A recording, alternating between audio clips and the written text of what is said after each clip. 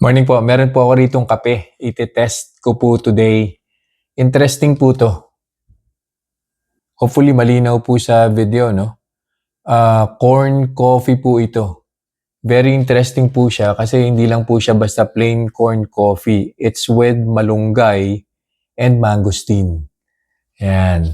Actually, this is the first time na makakatikim po ako ng corn coffee.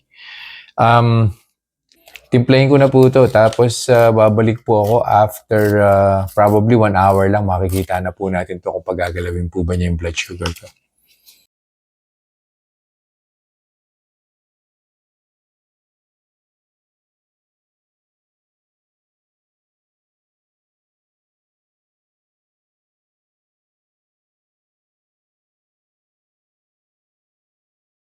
Conclusion na po tayo dun sa tinry kong coffee. Actually, corn coffee po ito, no? Kape na galing po sa mais. That was 2 hours ago. So, nag-start po yung blood sugar ko 110. First hour, umakyat po siya ng 119. Pero bago po siya nag-119, 121 po muna. And yun na rin po yung peak, 121. And then in the second hour, bumaba naman po siya, lower than the baseline na 110. 106 po yung final blood sugar reading.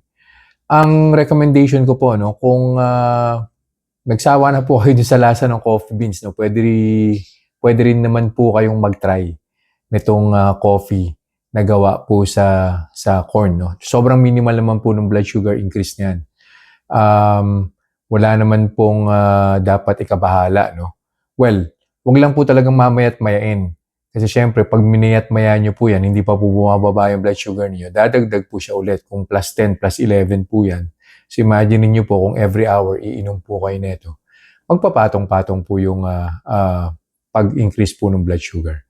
So again, babalik po ulit ako ron na in moderation sa lahat po ng bagay. Kung sa TikTok nyo po pinapanood to, makikita nyo po sa Yellow Basket if interested po kayong bumili.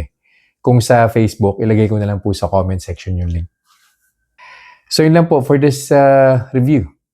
I'll see you guys in the next vlog. Bye-bye. Reminders lang po, huwag pong mag-aanli. Always eat in moderation. Di po ako doktor, so whenever in doubt, konsulta po kayo sa doktor ninyo.